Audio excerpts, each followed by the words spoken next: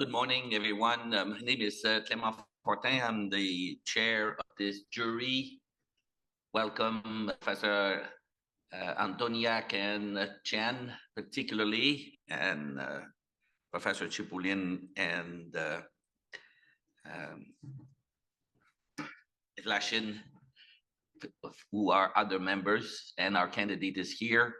I will first introduce the jury and the candidate, and then after this, we'll go to the presentation, questions, and word from the, I don't see the supervisor online, but okay. So I'm the Dean of Education and Professor at Skoltech in the Center for Digital Engineering, and I've been at Skoltech since April 2014. And I was president and CEO of a large consortium, CREAC in aerospace, between 2010 and 14, and I was director of the Department of Mechanical Engineering at École Polytechnique for a number of years, and I created a spin-off company from École Polytechnique and sold it to an American company, and I'm a fellow of a few organizations, but particularly the Canadian Academy of Engineering. Professor Antoniak is a full professor of materials engineering at an habilitation in materials engineering, head of Department of Metallic Materials Science and Physical Metallurgy. You're a member of the Senate of the National University of Science and Technology, Politehnica in Bucharest, Romania. He received his BSc, MSc, PhD, and postdoc degrees in materials science from the University of Politehnica in Bucharest. And Professor Antoniak research interests includes metallic materials, obtaining characterization and testing, advanced techniques for surface characterization, microscopy techniques, functional materials, and many other things, even biomaterials and so on. So obviously, you are the right person to be a member of this jury, and you are a corresponding member of the Academy of Romanian Scientists, past president of the International Society of Ceramics, in medicine, and of the Romanian Society for Biomaterials. He is the author of numerous scientific external papers, publication, proceedings, and material engineering and biomaterials. Welcome, Professor Antoniak. Second is Professor Chen, professor at Wuhan University of Technology and editor of Material Science and Engineering, structural materials, properties, microstructures, and processing. He has earned a Bachelor of Engineering degree in Material Science and Engineering from Wuhan University in 2004, and his PhD degree in Materials Engineering from Wuhan University of Technology in 2009. So Dr. Chen has visited the University of California, Davis during 2007 and 8, visiting a PhD student and at the Massachusetts Institute of Technology during 14 and 15 as a visiting scholar, respectively. Since 2009, he works at State Key Laboratory of Advanced Technology for Materials Synthesis and Processing, Wuhan University of Technology, as an assistant professor, associate professor from 2011 and to 2016, and full professor from 2016, from May to 16. Since 2022, in June, he was appointed as Vice Dean of International School of Materials Science and Engineering at Wuhan University of Technology. Dr. Yuan research work focuses on synthesis and structural functional behavior of advanced composite materials, with particular emphasis on simulation modeling, processing fundamentals, and physical behavior. So far, he has published more than 200 journal papers and obtained 15 Chinese patents. Welcome, Professor Chen. Welcome. Internal jury member now, Dr. Stanislav Lashin, graduated from the Faculty of Physics, Moscow State University. In 2014, he defended his PhD thesis. The main activity was the preparation and study of the structure of materials and nanomaterials. In 2017, Dr. Lashin began to study additive manufacturing technology actively, the powder bed fusion and direct metal deposition technology of high entropy alloys, gradient alloys, as well as soft magnetic materials are the focus of his interest. And Dr. Evlashin joined Skoltech in 2017 and developed a research line under additive manufacturing materials and technologies.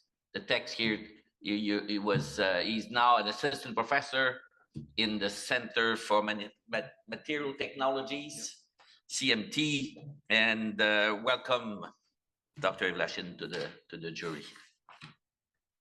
Now we have our Professor Arkady Chipulin.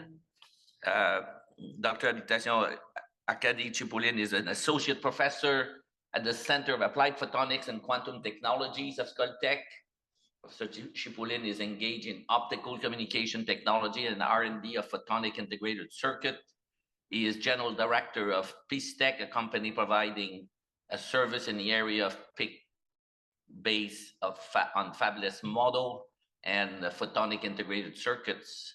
Arkady Chipulin has a vast teaching and research experience in Germany and the USA.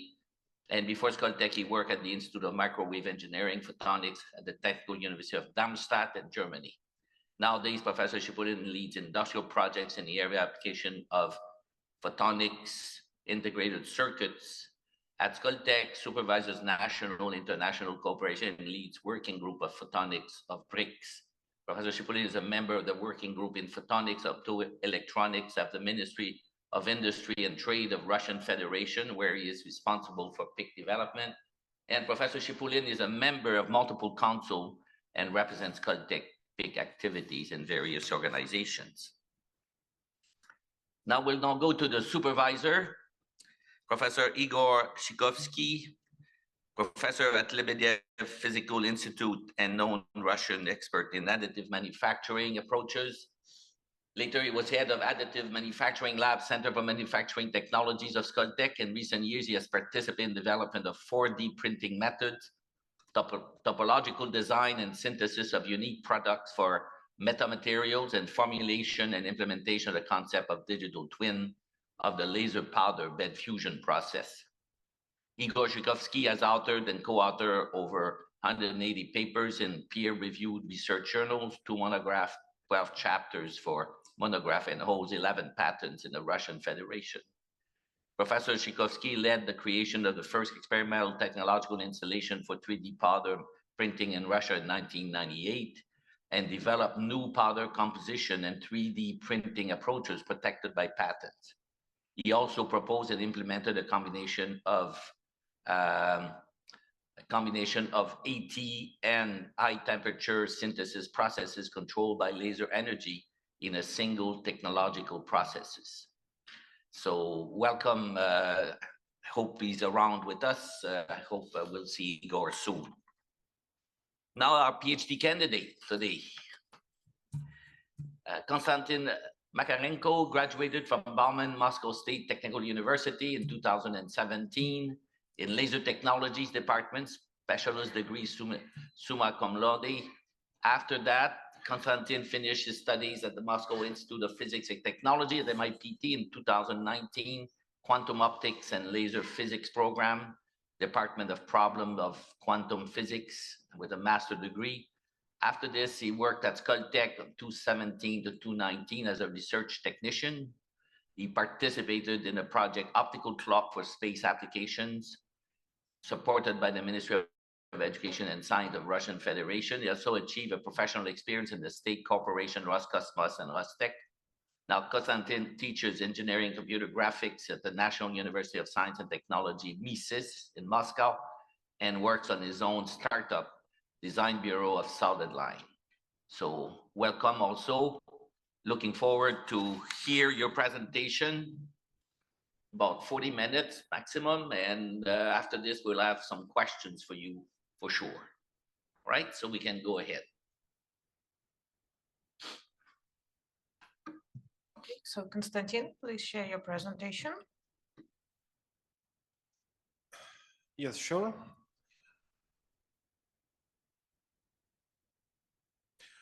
Good morning, dear colleagues. It's my pleasure to deliver my speech today for you. The topic of my thesis research is in the front of you. It's microstructural, mechanical, and thermal properties evaluation of function graded iron copper structures fabricated using direct energy deposition technology. So first of all, in the beginning, let me speak about the main goal of my research, the fabrication of function graded materials. I study specifically the function graded materials of system iron and copper. So I try to fabricate the materials which are very different, which have very different properties. They are some kind of unmixable materials, but they have a lot of practical applications. Some of them are demonstrated here in the slide.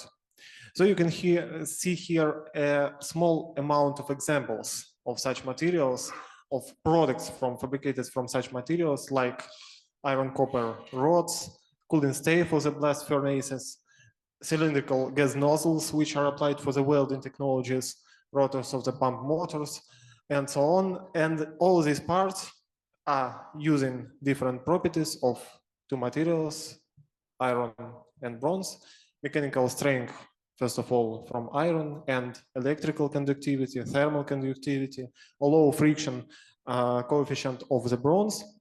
And they combine these properties to lead to solving the problems which are stay in the front of people. So here you can see the small examples, small amount of examples of studies related to this topic. People who tried to combine these materials and create function graded material, or also called gradient material, the material which properties are continuously or abruptly changed in the volume of the part. We can find in the function graded materials changing of chemical composition, of physical properties, of structural composition, phase composition, and so on, in the desired order to go to the practical applications of this part. A couple of words about technologies, how the function graded materials, including copper iron system, can be fabricated. First of all, let me say about my technology. It is direct energy deposition technology. It's kind of additive manufacturing technologies which are realized using the laser source. Here you can see the scheme of direct energy deposition. We have a laser head with two cameras for monitoring the process, and the coaxial nozzle to deliver the laser light and powder, which is used for fabrication of parts, to the area of fabrication. We grow our part layer by layer on the surface of substrate and create the whole part. The advantage of additive manufacturing technology, including the DED, is that they are used for creating complicated materials and complicated parts with very sophisticated geometry. This geometry sometimes cannot be even fabricated using traditional technologies. However, direct energy deposition, it's not only the single technology which allows fabrication of such parts like function graded materials of copper iron system. We also know the approaches which allow welding of these parts, like MIG GMAW process, which is realized in America, but fabrication approaches which use welding are not so convenient and are not so easy for such materials due to rather different physical properties of them. If we speak about direct energy deposition, we can say that this technology uses principles of interaction between the laser light and the material, which are similar to processes of welding. But difference is that in the case of welding, we commonly weld solid materials of two parts. And in the case of direct energy deposition, we have to melt powder, which falls down from the laser head, and layer by layer build our structure. In other words, direct energy deposition can be called three-dimensional laser cladding, because cladding is a process when we get the surface coating on the part to improve its mechanical properties or to repair this part. And if we imagine three-dimensional cladding, when we go further and further and further, we get the whole component, the whole 3D printed part. In my study, the research objectives are, first of all, to analyze the specificities of joining such dissimilar material like iron-copper system, which are completely immiscible, as it will be told later. And based on their phase and structural parameters, find the ways how to fabricate them and study their parameters. First of all, microstructural parameters, and then mechanical and thermal properties, which are very significant for us in the terms of applications of such parts, like applications in nuclear power plants industry, spacecraft industry, medicine, tooling, even defense industry, and so on. So microstructural and thermal properties are very interesting and useful for us. And our goal is to compare them with microstructural properties and to find out the dependencies between them, how our microstructure influence on the mechanical and thermal properties. And the final part of my presentation will be some kind of outlook, the directions of further research, and some topics which were not discussed during the presentation. So, go on. About the structure of my thesis, which can be found in electronic mode or in the front of jury members in the printing variant. Our presentation, our thesis consists of two parts. The first part is literature review, when the goal is, first of all, to describe the practical applications, manufacturability of copper, iron, FGMs, function graded materials, to discuss the state of the art in this field, which is popular, very popular now in different countries, and then go to the experimental part. First of all, to discuss the deposition strategies which allow to join unjoinable materials, and then go to their characterization from microstructure to mechanical properties, thermal properties, and conclusion. Let me begin with chapter 1. The chapter 1 is specificities of joining dissimilar materials, iron and copper. The most interesting for us here is a phase diagram of these elements. Let's go inside it. And discuss what is significant for us, what is interesting here. In the phase diagram, in the ordinate axis, we can find temperature, and in the abscissa axis, we can find the percentage of copper in the alloy, binary alloy of two components, copper and iron.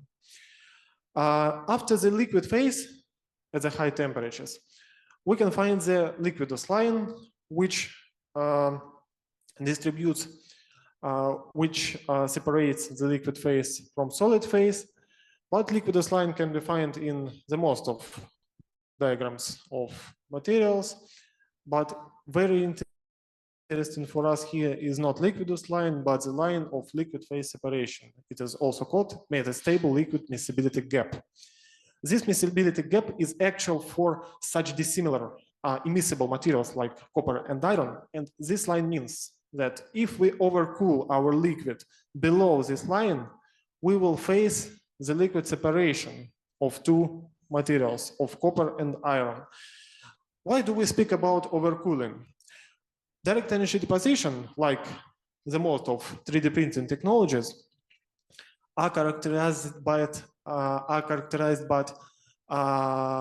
very high velocities, very high rates of cooling and heating. So in the case of direct energy deposition, cooling rates can reach the values of 10,000 Kelvin per second. So we face overcooling almost every time when we create direct energy deposition path, and so we face the liquid phase separation below the liquid miscibility gap. We find this separation up to the or down to the liquid spinodal. This liquid spinodal line is a geometrical place of points in which the Gibbs energy, the second partial derivative of the Gibbs free energy in the respect to concentration tends to 0. So after this line, we do not see the liquid separation anymore. And here we face the liquid copper with solidifying austenitic iron, gamma iron, like dendritic structure. Here I have to say a couple of words about these dendrites, and I have to correct myself in my answers for the viewer's question. It was a question of Stanislav Yevlashin, of Professor Yevlashin, about the dendrites. I made a mistake in my answer. I said that our dendrites in copper iron system, like that dendrites, are made from copper. No, it was a mistake. They are made, of course, from iron inside the copper matrix. But there is one interesting point to say here, that copper iron alloys are characterized by hierarchical structure, and we can find nanoprecipitates of iron inside copper matrix, and we can face the nanoprecipitates of copper inside iron dendrites. But the most of volume of dendrites are, of course, made from iron. So I go back and finish with phase diagram.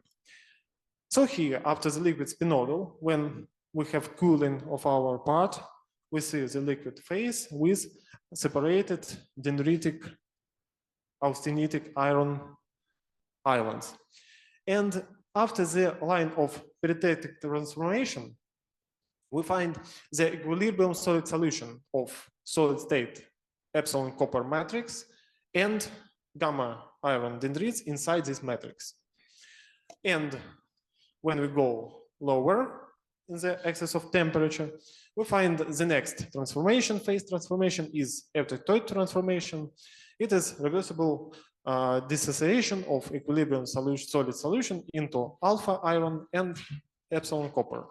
So gamma iron is austenitic type of iron, it's paramagnetic material, and alpha iron is ferromagnetic.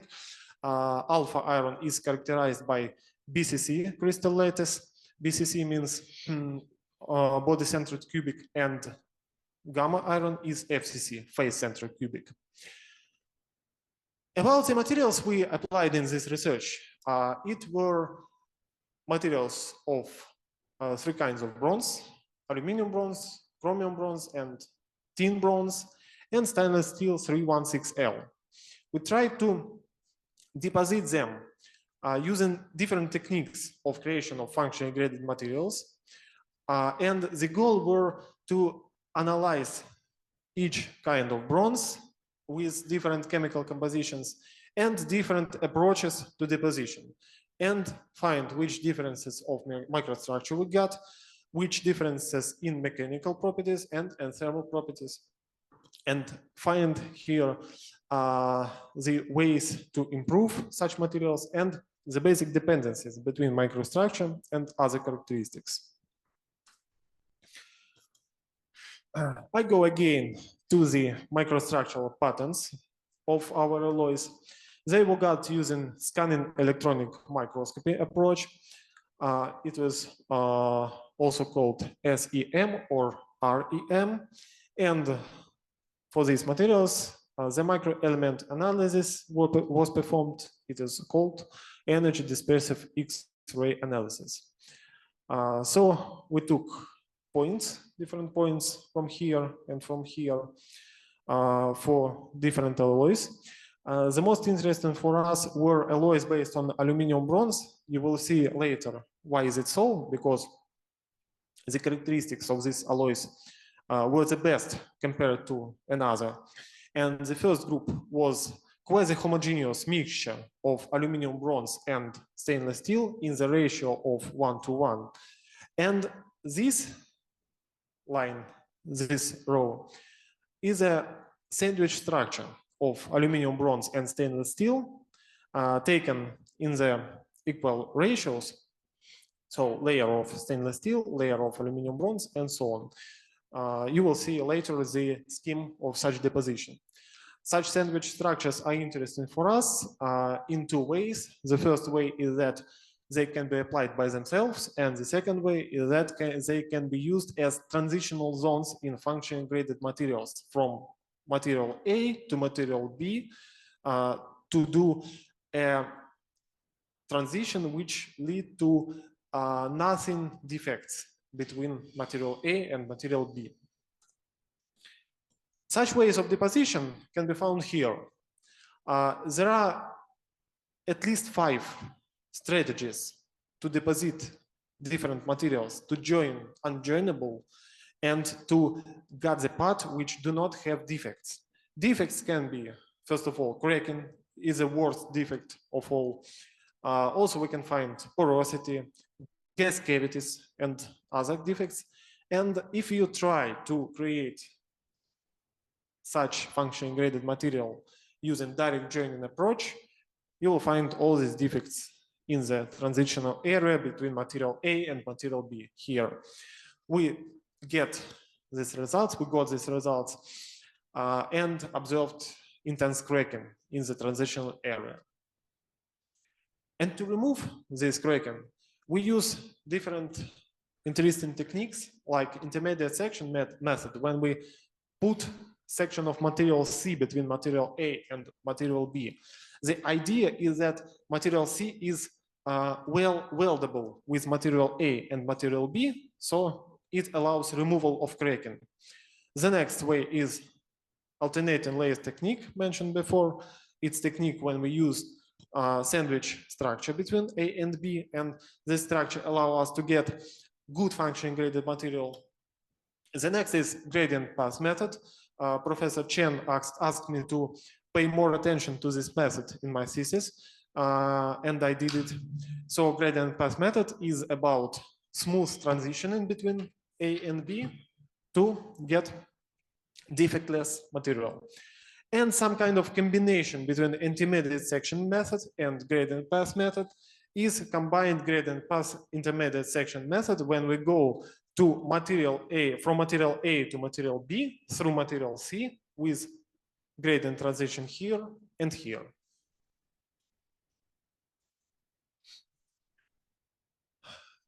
Let me summarize the design of experiments used in the thesis research. First of all, I said that we applied 3 kinds of bronze: aluminum bronze, chromium bronze, and tin bronze. They have different chemical composition and different properties. Also, 3 kinds of alloys were studied. The first kind of alloy is 1-to-1 ratio between steel and bronze. It is very common ratio for transitional zones in the case of gradient path method. The second type is 1-to-3 ratio between steel and bronze. It is also studied in many research because it is interesting also in the front of using of gradient path method.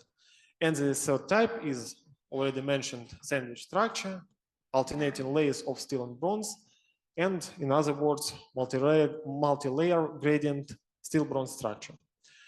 These layers were alternated with 250 micrometers width, so very thin layers of structure, and 3 types of deposition and 3 kinds of materials allowed us creation of, let it be 9 groups, but we see only 8 groups. And also I got the question from reviewers about the number of these groups. 1 group was excluded from consideration. It was group based on tin bronze and approach of multi-layer gradient structure. This group was removed because it showed very bad manufacturability. It was a very complicated task to get the good joining between tin bronze and stainless steel. So we discuss here only 8 groups. These letters C and numbers 6, 1, 8, 0, 0 means the specific mark, the specific type of bronze. 1, 4, and 7 is aluminum bronze. 2, 4, and 8 chromium bronze, and CB480K is tin bronze. It is presented in the groups 3 and 8. Abbreviation ALT refers to the sandwich structures. It means alternating layers. The deposition was performed using this installation, technological installation Instack MX1000. It uses different nozzles for powder. You can find them here. 3. I'm sorry, I said nozzles. It were not nozzles, but powder supplies. They allow delivery of 3 different materials simultaneously or 2 materials as we want. And here in this platform, we find the resulted part here. What is interesting for steel and bronze in the case of deposition, of laser deposition? These materials have a rather different coefficient of laser absorption, of laser radiation absorption. You can see here the graph of laser absorption of steel and of bronze, independence from the wavelengths.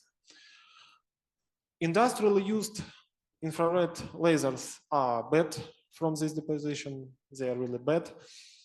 But we found the ways to use such kind of laser. But let me say that for bronze, it is better to use green lasers in such area of spectrum, in the nearer to the ultraviolet range, because in the green or blue area, bronze have higher coefficient of laser absorption radiation. And a couple of words about our strategies. First of all, we tried the direct joining, steel, layer of bronze, and steel again. And cracking appeared here. You can see it in this image. We found cracking, and it was very bad. We approved the sentence that this technology is not realizable in such direct approach.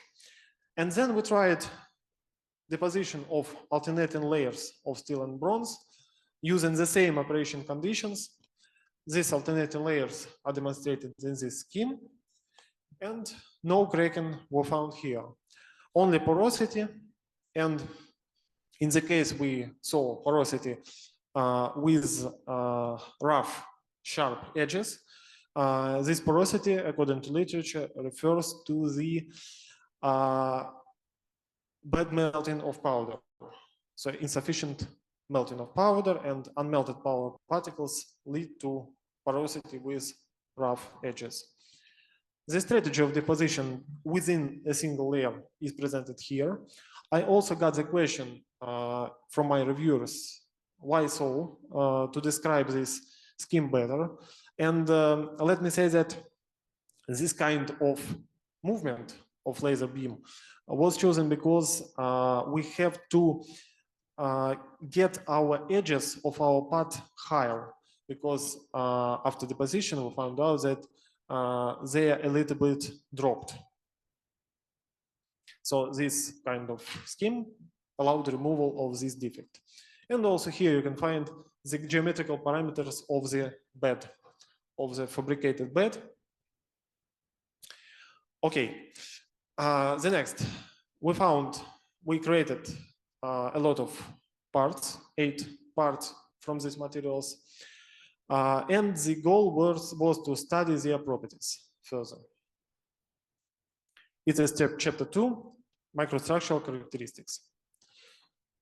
During the microstructure analysis, it is necessary to analyze the sizes of elements in our case, dendritic elements within the parts.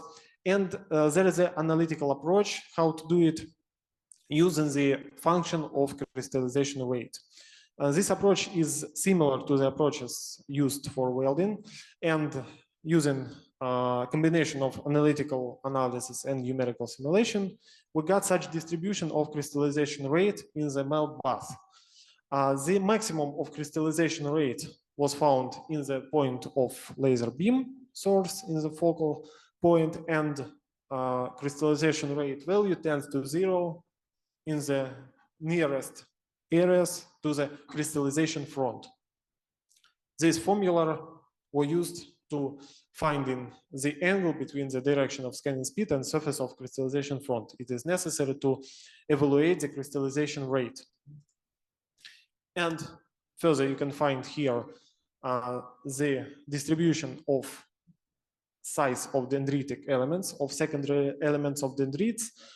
This formula allows us gain the size of secondary arms of dendrites using crystallization rate and calculated diffusion coefficient in the liquid phase. You can see here the dendritic element. It is primary element of dendrite, and here you can find the secondary elements. This figure describes the overall distribution, and in the right top area you can find the figure of central point with lower dendrites near the laser beam. So we see that near the laser beam we have lower dendrites, and when we go to the distance from it, we find the biggest dendrites, and our main task is to minimize the size of these dendrites, because minimization of grains in the alloys lead to improving the mechanical properties. The X-ray diffraction analysis allowed to figure out the phases of our alloy. This analysis was performed for group 7, which was the most interesting for us. It was group from aluminum bronze, which showed the best mechanical properties. And it was only group with functionally graded transition. It was sandwich structure from aluminum bronze. And we found here 2 phases. It was austenitic iron, gamma iron. It was undercooled austenite paramagnetic phase and alpha chromium. And delta iron was not found here. And this absence of delta iron diminished the properties of this group compared to the group of quasi-homogeneous ratio of aluminum bronze and stainless steel. Interim conclusion for this part you can find here in the slide and also in the text of thesis. First of all, the structure of dendritic elements was described using an analytical approach and compared with already known results. We found the dependencies of tending from 0 to maximum of the sizes of dendritic elements. The X-ray diffraction analysis was performed. And also we found out that absence of one phase in the case of quasi-homogeneous alloy and presence of this phase delta ferrum in the case of sandwich structure. And also the EDX elemental analysis was done, and the elemental structure of areas with steel and with bronze was also performed. Chapter 3 describes now mechanical properties of our fabricated parts. It is, as for me, the most important part of my thesis. All the groups was studied in the terms of ultimate tensile strength, yield strength, strength of fracture, modulus of resilience, plastic to elastic strain ratio, elasticity modulus, and Poisson's ratio. And here you can find the most important groups, the most optimal mechanical characteristics within all the groups.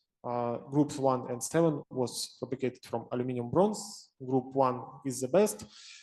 It is quasi-homogeneous alloy, and group 7 is sandwich structure.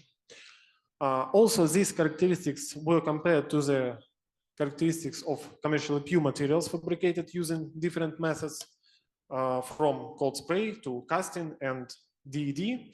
And you can find that we got not worse characteristics of deposited materials compared to commercially pure materials fabricated by different methods. And sometimes we are even better than them, and also even better with other studies which discuss function graded materials from this system, from this binary system.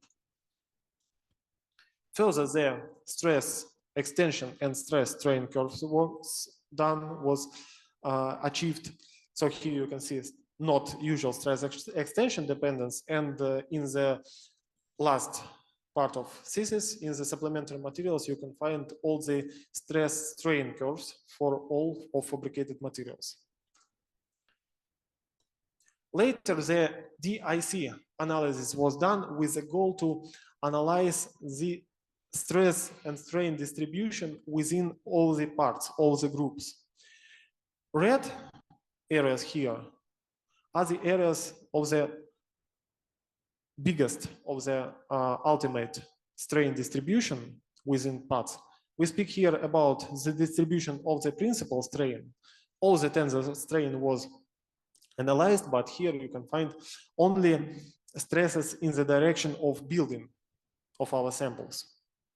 So different interesting objects can be found here, like such stress concentrators, which refer to the defects in parts, and also such interesting character of alternating of our strain, which will be found in gradient part. So the result of this research was a conclusion that gradient in the part of gradient of chemical composition leads to gradient of strain distribution in the part. Other components of strain tensor are presented here. I'm sorry, not strain, but stress tensor. They are components within single layer. So sigma xx and sigma xy, components of stress tensor within the surface of single layer, and we find that they are symmetric, almost symmetric, you can see here. And this symmetricity points at homogeneity and isotropy in the single layer of our material. And this isotropy and homogeneity was proved by the results of optical and scanning electronic microscopy. So later, the fractography analysis, which was done for the broken surfaces of parts after mechanical testing, demonstrated that we almost everywhere face the brittle character of failure. Brittle failure is here. It is bright, as you see. And we also found the defects within the surfaces of broken parts, like these gas caverns here and here. And these defects was, of course, in the area of failure. But nevertheless, in spite of these defects, we found that defected parts also had good mechanical properties. Conclusion for this section of my research is that, first of all, digital image correlation method emphasized mismatch between strain and stress concentrations in major cases of iron copper deposited materials. This mismatch was got using the analysis between areas of strain concentrations and areas of failure of different parts. You can find the picture of failed parts in the text of thesis. Also, the optimal alloys were found. That was alloys of aluminum bronze. Symmetric shapes of stress tensor maps was observed. And as I said, absence of delta ferrite in sandwich structure diminished its mechanical properties compared to the quasi-homogeneous structure. And also, the presence of such oxides, which was found using our EDX analysis, it correlated to the good mechanical properties of alloys of the group number 5. And now let me go to the final chapter. It's chapter about thermal properties. They're very interesting for us to study in the case of practical applications, like spacecraft applications of copper-iron alloys. First of all, the linear thermal expansion coefficient was studied, and we found out that linear thermal expansion coefficient of our alloys was lower than for alloys fabricated of commercially pure materials using traditional methods, not additive manufacturing technologies.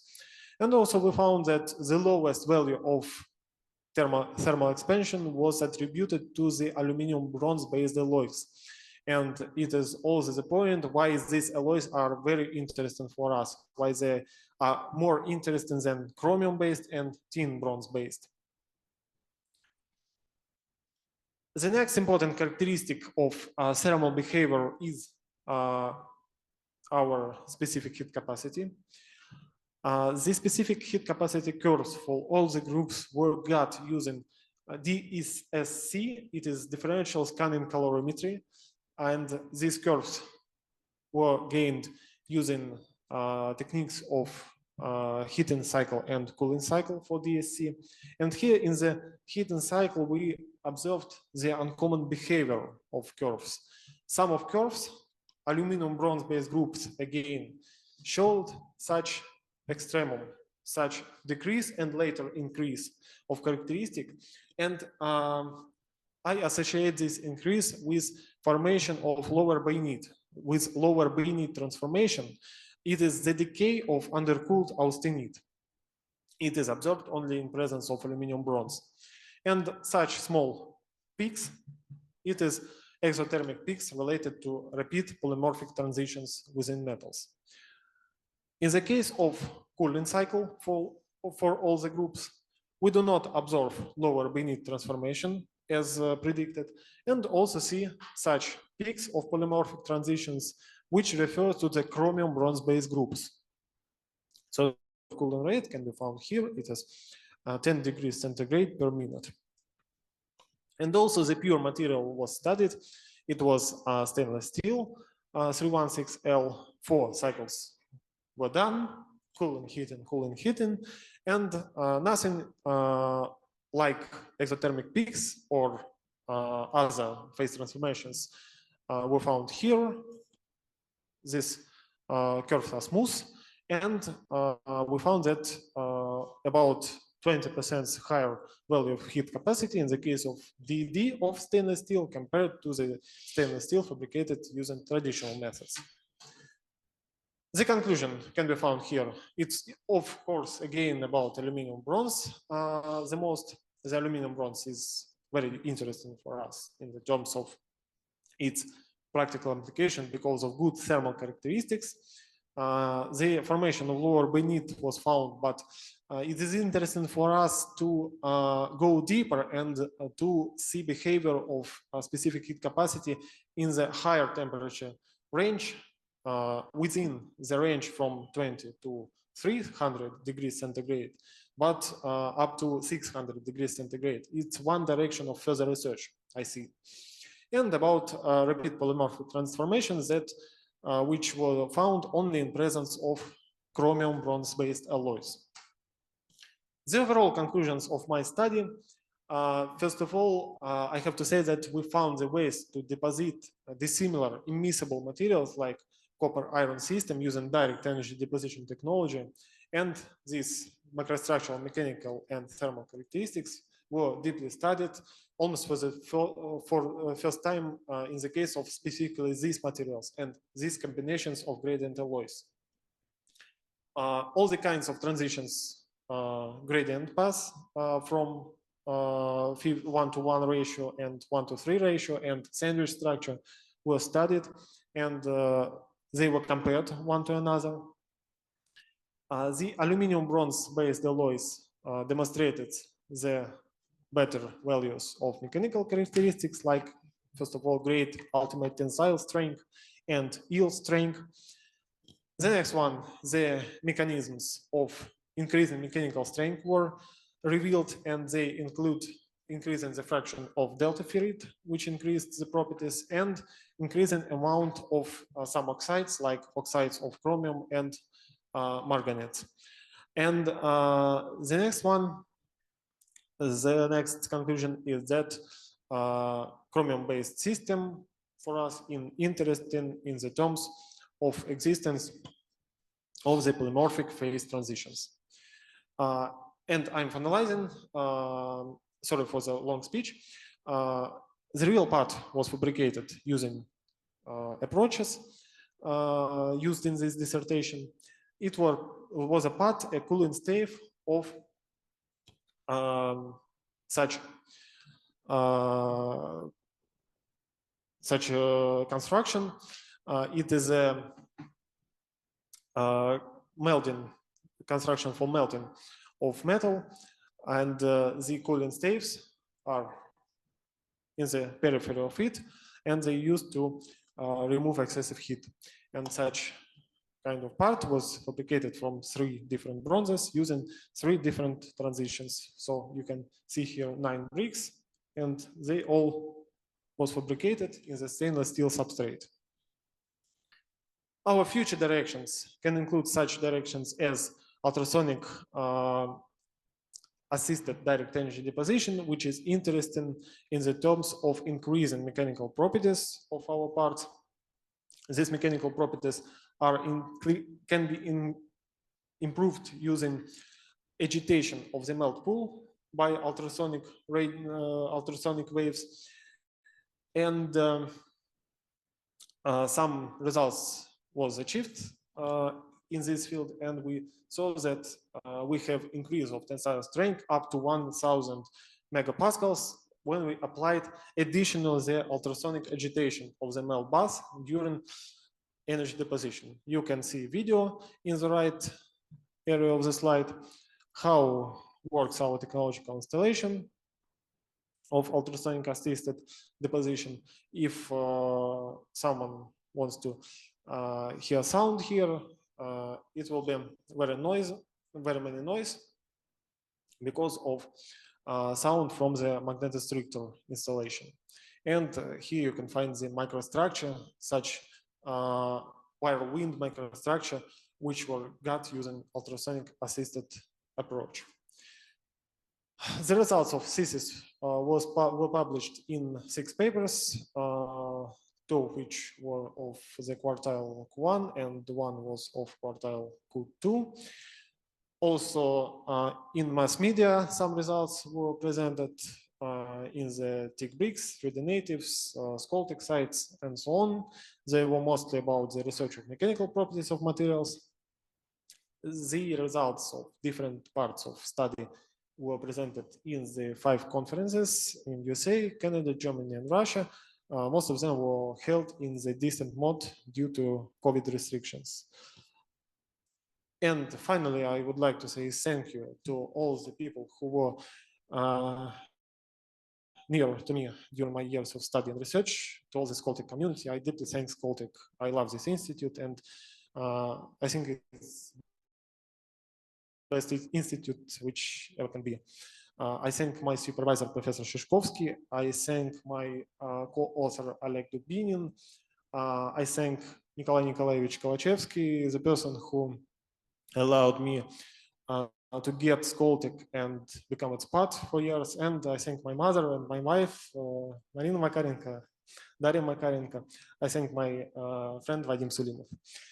Thank you very much, dear colleagues. I am ready to answer all your questions.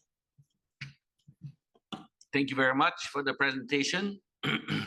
We now will go into a round of questions. And what I propose that if the jury members will start with the externals, we'll start with Professor Antoniak, and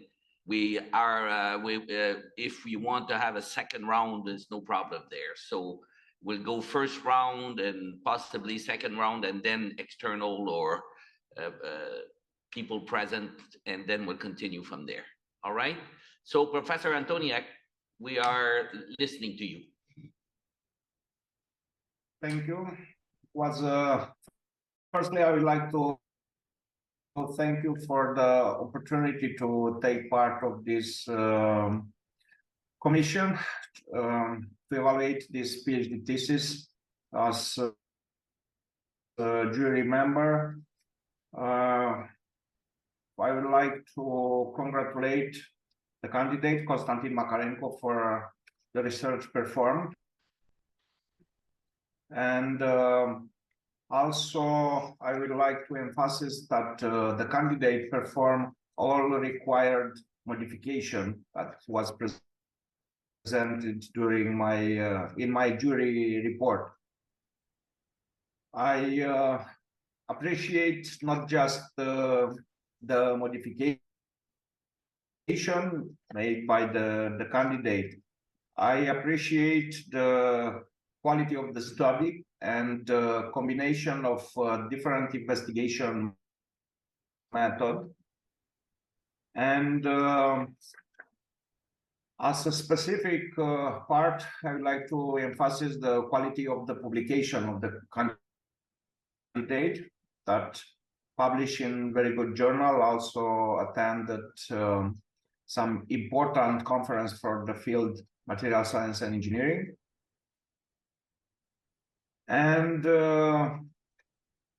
I would like to, maybe the candidate could give more details, because it's very important part how he intends to, or if it's possible to translate into practice his results. He already presented this during the thesis, but maybe he could have made some additional comments regarding the translation from the research to practical implementation. Thank you, Professor Antoniak. Thank you for your revision of my research, first of all, for your questions and for your interest into this topic. About the practical implementation of the results, first of all, we see that the implementation can be realized using parts of spacecraft industry. I have here one slide which demonstrates the results achieved by American researchers.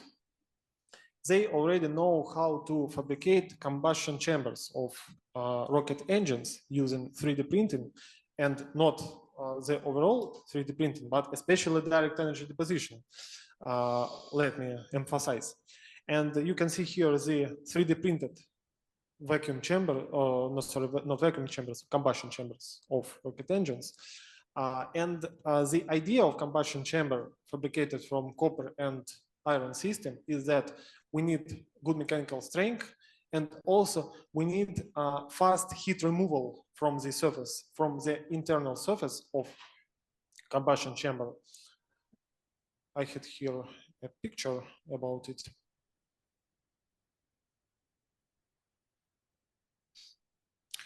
Is here. So we got burning gases inside the chamber, and we need to get fast heat removal from the internal surface. I think Professor Fortin knows about it very good. And the radial energy deposition allows to create such chamber with transition from the bronze to steel in a one technological step without assembly operations. And I think that I can, if I continue my studies in this field, I can fabricate not only cooling stave of the blast furnace, as I demonstrated before. This here. Unfortunately, I left this part. I demonstrated it during thesis final review, but now I do not have it on the image. But I think I can not only create cooling staves, but create more complicated parts like prototypes of D-Laval nozzles or combustion chambers overall of rocket engines. It can be done already, I think. Thank you. Thank you and congratulations. Okay, thank you very much. President.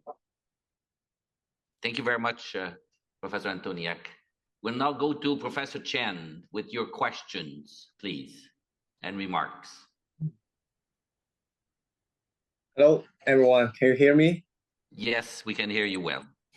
Okay, so first of all, I'm very glad to participate in this seminar for Dr. Konstantin, and I'm very honored and also look forward to collaborating with our colleagues in Russia and in our future research in additive manufacturing. So in my group, we are focusing on functionally graded materials in the last more than 30 years. So my supervisor is Professor Natabi, and from Tohoku University. and who is the concept who proposed some concept of FGM, so functionally graded materials. So that's why I still raise some questions or minor revisions for Dr. Konstantin about the functionally graded structure. And also as editor of Material Science Engineering A, and I suggest and also look forward that the authors and Professor Igor can further submit the high quality papers to MSEA. So our journal focuses more on the microstructure and the low bearing capacity of the materials. So I think this is a very good topic. So my question is also in terms of the functionally graded structure. So because we know that the thermal expansion coefficient of iron and copper very similar. So what is the difficulty in fabricating the functionally graded structure for this kind of materials? So for example, the functionally graded structure is used to facilitate the thermal stress. Usually very large, the materials who have very large thermal expansion coefficient like metals and ceramics, or different metals like iron and moly. So what is the difficulties for the iron and the copper, and why you're doing the functionally graded structure? And in this study, I didn't see too many pictures or images, including SEM or the TM of the structure of the functionally graded structure. So can you show us what the structure looks like in the graded part of the iron and copper? Yeah. So the last question is, I have a little suggestion for the title of the PhD dissertation, because you're mentioning you're using the stainless steel and the bronze, that is copper alloys. So the title of iron and copper is not accurate. So can you modify it to stainless steel and bronze, that is copper alloys, functionally graded structure? That what must be much better. Okay, that is all my questions. And also you should mention some details about the raw materials powder. Where did you buy the raw materials for the DD technology? And can you do the two different powder feeders, that you are using different powder feeders like iron powder feeder and a copper powder feeder altogether to make the FGM structure? Can you do it, or you must be using only one powder feeder that is only do the iron layer and then you switch it to the copper layer? Can you do the FGM in the one time? Okay, that is all my question and a suggestion. It's a very good job. I think, yes, Konstantin made quite a lot of efforts in doing the experiment, and I see many good results. And also in my group, we are focusing on the stainless steel and cobalt alloys. And we are also doing the active manufacturing of the copper alloys. So look forward to collaborating with you and your professor. Thank you. Thank you, Professor Chen. It's an honor to hear such words from you. And also I'm very grateful that you agreed to review my study. Let me say a couple of words. First of all, about using the different powder feeders, or it is better to say powder hoppers, because we have only one feeder and 3 hoppers. And we did different approaches to deliver the powder simultaneously from different hoppers, from 2 hoppers, steel and bronze, and variate the composition within the single layer using different feeding rate. And another way is to feed from one hopper then to another one, and again from the first one, when we try to create a sandwich layer structure. Okay. Okay. All right. So that's it. Thank you very much. No other question, Professor Chen? No Yeah. other So question? yeah. So can you show us some like I mentioned the graded structure, right? So can you show some of the graded structure that you're doing the functionally graded FGM? So what is the graded part? It's the interpenetrating structure like, or the where the copper and iron they are the microstructure looks like. Yeah, sure. I opened the example of such gradient structure. First of all, for optical microscopy image, you can see here the image of a sandwich layer structure where dark layers are created from bronze and light layers from steel. It's a sandwich structure. If we open scanning electronic microscopy image, let me open the best image I have. They are here. So in this case, dark areas are from mostly iron and chromium, and light matrix is from copper. And you can find here both dendritic and cellular dendritic structure in different areas of this image. And also the example of really gradient path can be provided here. Once more, it is image of part where we got stainless steel substrate. It is substrate of cooling stave of the blast furnace, and bricks created from different pure bronzes. And gradient transitions are located between the substrate and bricks. Okay. Okay. Do you have any other questions, Professor Chen? No. Any other question? No? Are you satisfied with the corrections or the changes that was done on the thesis? Yes. Okay. Yes. Thank you very much. We'll now go to Professor Arkady Shipulin with his questions and remarks. Please go ahead. Okay, thank you very much. First of all, it was, from my point of view, very full, comprehensive, and self-consistent work. So thank you very much. I have several questions, and I would like to start from your methods of processing of these photos of your alloys. So when I look at the pictures, I see kind of, random structures. And from my perspective, it would be reasonable to use some statistical methods to process these pictures. I didn't hear about some statistical methods which you potentially can apply for processing of these pictures. Maybe it's not tradition, but maybe you answer why you didn't mention about these methods. Thank you. Thank you very much, Professor Shipulin.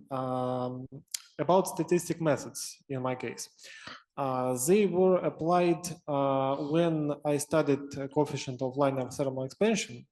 It was measured in different directions many times, and the resulted value was the average value of this coefficient in different directions for different cycles of heating, first of all. Then statistical methods were applied for DSC, differential scanning calorimetry.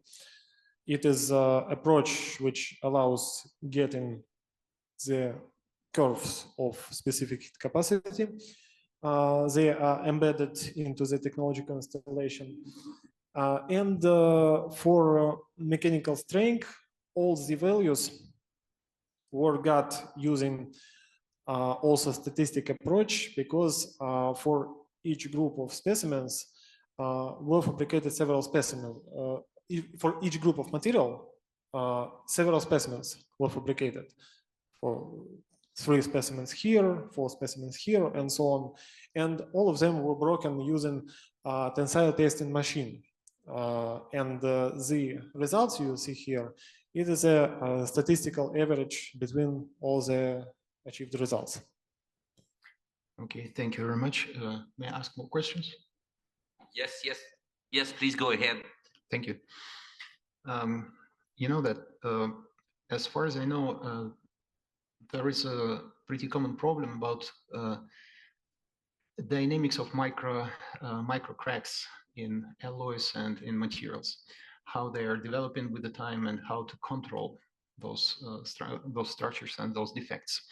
And there is also kind of mainstream, structural health monitoring systems, and especially optical structural health monitoring system, which I'm working with. And my question is, did you consider how you can monitor your alloys during the life span, and did you consider this or not? Yes, I understood your question. First of all, about in situ monitoring techniques. I didn't apply these techniques in my research, but they exist. They include such techniques as pyrometry analysis, when we get the temperature from our plasma plum and from the area of printing during printing, and the temperature of melt bus using pyrometers. And this approach allows changing parameters during printing and get better quality of metallurgical bonding. It also leads to removal of cracking and other defects.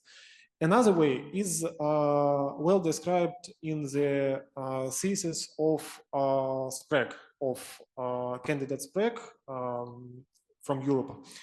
This thesis research is also related to the copper iron system, and in here he applies the technique of spectroscopy.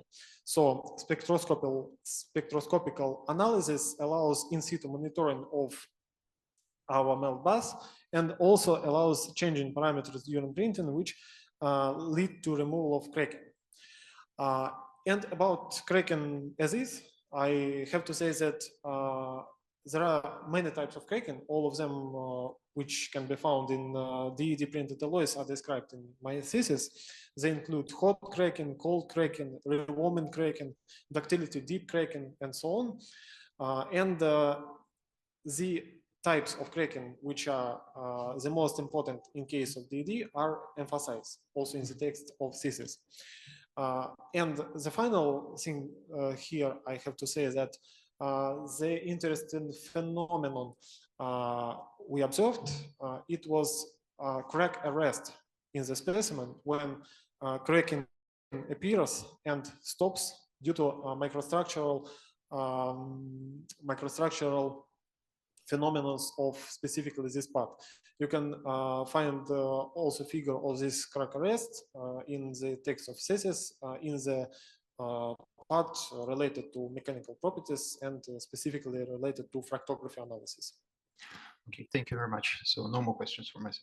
Thank you. Thank you. Are you satisfied with the modifications or answering of your questions? Absolutely. Okay, thank you very much. We'll now go to Professor Stanislav Evlashin with his questions and comments. Please, Stanislav. Yes, thank you for your presentation. Quite a hot topic for study, actually. In my comment, I made a remark about whole thesis structure, about organization of the thesis and some mistake inside the thesis. But anyway, after your presentation, I still have a few questions to you. First of all, it's about DSK analysis. As I understand from previous speaker answer, your answer to previous speakers, what you conducted not only one measurement of the DSK for each sample. So it was a set of samples. But from my point of view, it will be nice to go further and study the fast transition using microscopy, because of course you make a conclusion analyzing the curves, but who knows what's going on inside. Yes, it's only your suggestion what it can be, some fast transition to bainite sites and so on. And more strange for me is XRD analysis, because you showed when you mixed stainless steel and aluminum bronze, you saw only FCC iron without BCC iron. But from our experience with the same Oleg Dubinin, we received dual structure, BCC and FCC structure. Can you explain somehow what's the difference between our system, because it also was aluminum bronze, with stainless steel in equal proportion? Yes, thank you. I observed both FCC and BCC structures for aluminum bronze, and I also found out that we can fabricate ferromagnetic parts from paramagnetic components using direct energy deposition and get BCC structure, which is alpha ferrum, which has magnetic properties from aluminum bronze, but only in the case of such sandwich structure, which was not discussed in the work of Oleg Dubinin, I observed the presence of gamma iron here. It is red pikes, and only for this group. So I think that this gamma iron is undercooled austenite, which was left here in the material after transformation and liquid separation. And also I found the alpha chromium here. But in all other aluminum bronze alloy, like alloys of 1:1 ratio and 1:3 ratio, the BCC iron was found, it's alpha ferrum. Okay. So I don't have any questions. So you don't have any more questions? No, Yes. Okay. And are you satisfied with the? Okay. I'm satisfied. All right. I have a few application questions. You mentioned in at the end, and I think I saw a picture there. You mentioned the application to jet engine or combustion chamber, maybe. All right. Not only for rocket engine, but for gas. Now, these are covered with ceramic. Would that create a problem, or this compatibility is of no concern at this stage, or you need extensive testing to do this? You speak about the influence of external surrounding to the bonding between steel and bronze. Yeah, okay. That's right. I, of course, need additional testing. It will be the complex of test for heat resistance, first of all, because I don't know how, what will be the behavior of my gradient structure when it will be applied in the real life. So I know that it is not broken when we take it and perform tensile testing, but the influence of parameters of heat gases, for example, and corrosion mediums is very important. And if I will have the ability to continue this topic later, I, of course, want to see these obstacles. Thank you very much. My last question is, what do you see as the most probable application, first application? Because if it's a functional graded material, that means you're aiming for a function somewhere, which means an application. Where do you think, from your own lessons learned from your thesis and all the work you did, what do you think is the most probable first application of these? Okay, if we speak about specifically this system, copper and iron, I think it will be spacecraft engineering applications.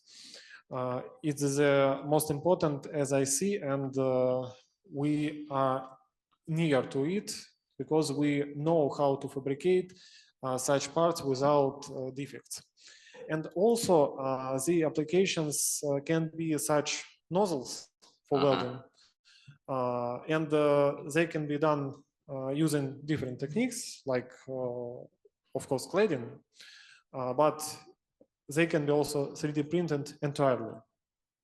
And overall, all the parts with complicated geometry are interesting for us because it is easy to create the part with simple geometry using traditional techniques and later to clad the copper surface coating. But if we got more complicated part with curvatures of surfaces, it will be better to apply it additive manufacturing techniques. Okay, thank you very much. Good work, very interesting thesis and great detail. We will now go to online, or if there are some people online, Elena, I'm not sure if there are, and or people from the audience, if you have any questions. Well, as of now, I can't see any questions Okay. online. All right. So if there are no questions online or in the room, we will go to the supervisor. Is Professor Sikorski online? Yes, I'm here. Yes, good morning, Igor. Okay, Please, good morning. please go ahead and give a word from you about the candidate. Okay, hello, dear members of Skoltech jury and our participants. I'm glad to see you, and it's my great pleasure to recommend Konstantin Makarenko for the thesis defense jury at Skoltech University. First of all, I would like thanks for all discussions, which I think it will be very fruitful discussions, and the comment the reviewer Konstantin, by my mind, has done a good job, and as you have seen, our plan were actually very quite broad. Of course, we want to study the effect of the ultrasound on the microstructure during the melt buff crystallizations under the laser direct depositions. We plan to grow the real functional tools, for example, turbine combustion chamber, and to make sure what it was practical applications of gradient between steel and different type of bronze. Unfortunately, we did not have enough time to put on plan in the practice. Nevertheless, the study deserves attention because of first of all, we receive the real experimental data of basic mechanical properties have been obtained for these materials I say about gradient systems, steels and bronze. And of course, such knowledge, it's very important for future applications. And what's about the PhD student, I would like to say that actually Konstantin Makarenko has developed during his studies in the Skoltech as independent researcher and capability conducting different serious projects. I hope it will be demand in his future activity as researcher, as a teaching activity. I saw as Konstantin growth from year to year, and Konstantin actually it's very motivated, hardworking, and committed student who always took his studies very serious and tried to complete all his research in time. Summarize, I wish his all success in his future research and in his future career. And thank you for your attention. Thank you very much, Professor Sikorski. Now we will now go to the closed deliberation of the jury. So we ask the candidate to leave and the audience, and we will go for the deliberation. Thank you very much. Thank you very much for the presentation and your answer to questions. And we will be back in some minutes. Okay, so Konstantin, Dr. Makarenko, congratulations. You passed very well. All the thesis was, the jury member all unanimously recommended as is. So you did a great work, great research, thesis, presentation, and answer. So you really deserve this, and really congratulate you on this. Thank you, Professor. Thank you very much. That's great. And we will give you a chance to say a word, and then we'll take a picture. Thank you very much, dear colleagues. It's a great pleasure to hear it from you. I have a lot of emotions, but can't say all of them now. It's a little bit hard. But of course, I would like to continue my life with Skoltech, continue my communication with Skoltech, try to deliver the amount of knowledge I have to people, to students, and of course to continue my study, because I see that it is incompleted. Plans were bigger in the beginning, and I understand, of course, that the real final goal of this research is practical implementation of products. It's creating of better, of more complicated parts and using it in different areas of industry. So I will go to it, and I will do my best in this field. Thank you again. Thank you very much. Congratulations again.